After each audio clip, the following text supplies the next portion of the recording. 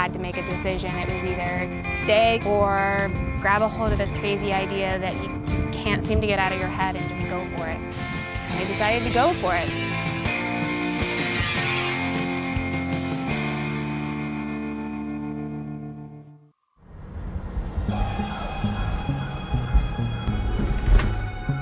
My name is Ilea Oning. I'm a producer of photography at a local agency in Columbus, Ohio. This is my home, and I live in a van.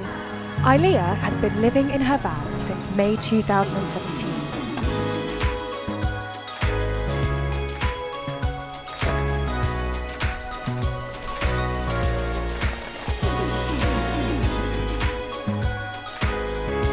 I named her Marta. Some people think it's really cool. They just want to hear more, and a lot of people respond by saying, "Oh, that's amazing, but I can never do anything like that." There have been some people who just don't get it, and they think it's really weird and strange, and they just think I'm an oddball. Living in a van might seem controversial, but before that, Ilea lived in her car for a year. I would say back when I did the year in the car, the first maybe 3 nights, I was a little nervous. But I think that was just because I didn't know what to expect. And there is this stigma out there that, you know, because I'm a woman, I was extra vulnerable. I tend to only park in neighborhoods or places that I am comfortable with and that I already feel safe in. I mean, I guess that's a luxury of your home being on wheels. You can move it if you don't feel safe. Initially, I was actually looking to buy a home.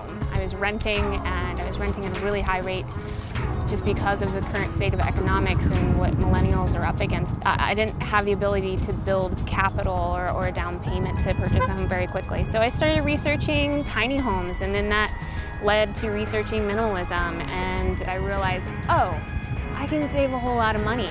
And oh, hey, I have $42,000 in student loan debt, and I could probably eradicate that in a year, which I did.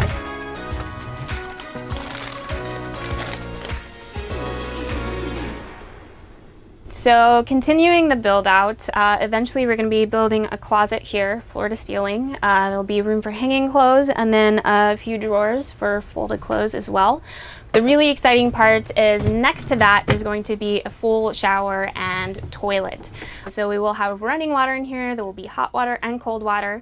We'll have a freshwater tank inside that's going to be underneath the kitchen cabinets, and then we'll have to do plumbing that will come up across the top of the van over into the shower area here.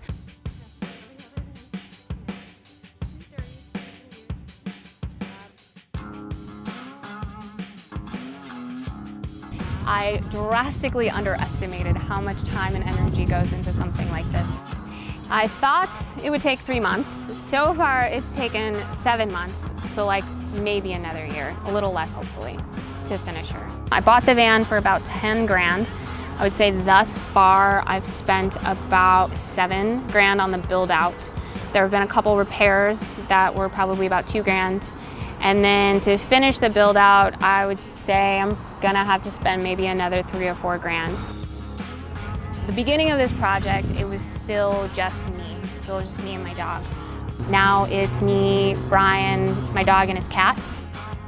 One of my concerns when we started dating is he owned a house in a suburb, which was very different than the lifestyle that I was headed towards. I thought that I wanted to live in a van, and I wanted to do more mobile living.